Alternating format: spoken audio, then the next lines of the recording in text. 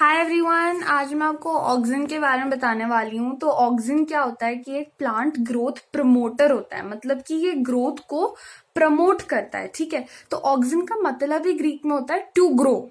ठीक है, तो ये कहाँ मिलता है? ये बहुत ग्रोइंग रीजन्स में मिलता है, जैसे कि हमारा रूट एपेक्स और शूट एपेक्स। वहां से ये अपने साइट ऑफ एक्शन पे माइग्रेट कर जाता है, वो अलग बात है, पर मेजरली तुम्हें रूट और शूट एपेक्स में ही मिलता है। ये मैं बताती हूँ कैसे प्रूव किया था।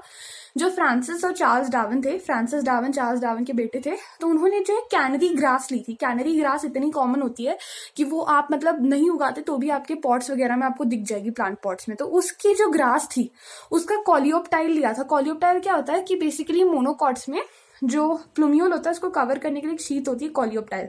तो वो जो कॉलियोप्टाइल की टिप थी, वो जहां पे भी मतलब लाइट पड़ती थी, यूनिलैटरल इल्यूमिनेशन होता था, उस डायरेक्शन में वो ग्रो कर जाती थी। तो इसे कहते हैं हम फोटोट्रोपिज्म। और उस टिप की वजह से पूरा का पूरा जो कॉलियोप्टाइल था वो बेंड हो जाता था। तो ये फ्रांसिस और चार्ल्स डार्विन ने ऑब्जर्व किया। फिर जो FW वेंट थे, उन्होंने ओट सीडलिंग के कॉलियोप्टाइल से ऑक्सिन को आइसोलेट किया।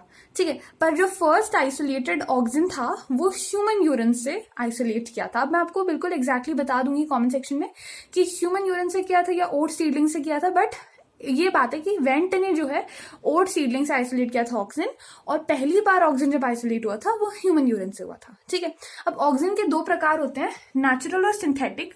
ये सारे किसानों को भी पता होते हैं। ठीक है, IAA होता है एक तो इंडोल 3 एसिटिक एसिड, IBA होता है इंडोल ब्यूटारिक एसिड, NaA होता है नैफ्थलीन एसिटिक एसिड, और 2,4-D होता है 2,4 डाइक्लोरोफिनॉक्सी एसिटिक। तो ज्यादातर जो एसिडिक ही है, एसिटिक वो ब्यूटारिक। ठीक है, एनीवे फिजियोलॉजिकल इफेक्ट बताती हूँ ऑक्सिन के क्या होते हैं। पहली बात, रूटिंग इन स्टेम कटिंग्स। जो हमारी स्टेम हम कट करके ग्रो करते हैं ना, कभी कभी स्टेम को लगा देते हैं पौधों में, तो वो स्टेम्स जो इनमें अगर आप ऑक्सिन छिड़क दोगे थोड़ा सा तो उनमें रूट्स आ जाएंगी। तो इसे कहते हैं प्लांट प्रोपोगेशन। जो प्लांट प्रोपोगेशन करते हैं वो लोग ये यूज करते हैं।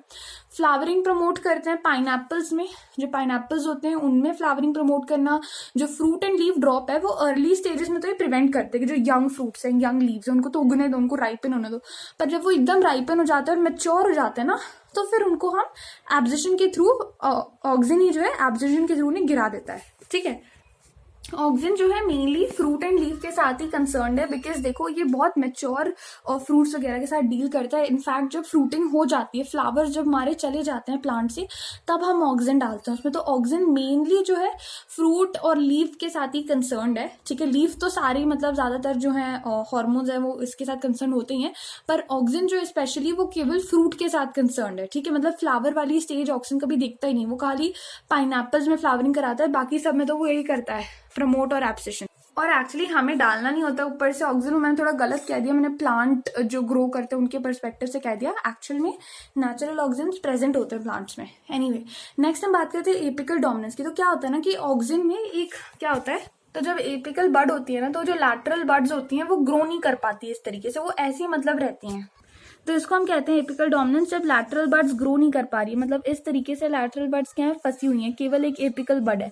जब इसको हम काट देते हैं डीकैपिटेशन से, पता है डीकैपिटेशन पुराने जमाने में बिहेडिंग को भी कहते थे, तो इसका सर काट देते हैं जब, तो फिर ये इस तरीके से लैटरल बड्स आ जाती है। तो ये डीकैपिटेशन और शूट टिप्स की टेक्निक हम कई बारी टी में यूज करते हैं, हेज मेकिंग में यूज करते हैं। हेज मेकिंग क्या होता है, वो जो ऑर्नामेंटल प्लांट्स लगाते हैं ना, जो बहुत सुंदर होते हैं, बिल्कुल स्क्वायर रेक्टेंगल कटे होते हैं, तो उनमें भी यही यूज करते हैं कि वो लैटरली इस तरीके से ग्रो स्क्वायर में, जिससे ऊपर की तरफ ना ग्रो, वो लैटरली ग्रो। तो उसके लिए हमें एपिकल डोमिनेंस जो ऑक्सिन इंट्रोड्यूस करता है वो हटाना पड़ता है। फिर ये जो है टमेटोज में पार्थिनोकार्पी इंड्यूस करता है, बिना सीड्स वाले टमेटोज बनवाता है ना। पार्थिनोकार्पी मतलब बिना सीड्स बने, मतलब बिना फर्टिलाइजेशन हुए टमेटोज बन रहे हैं, है ना।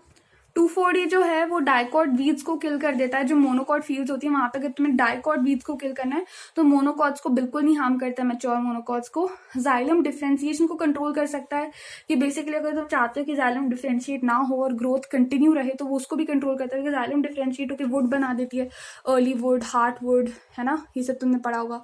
और जो है सेल डिविजन में भी काफी हेल्प करता है।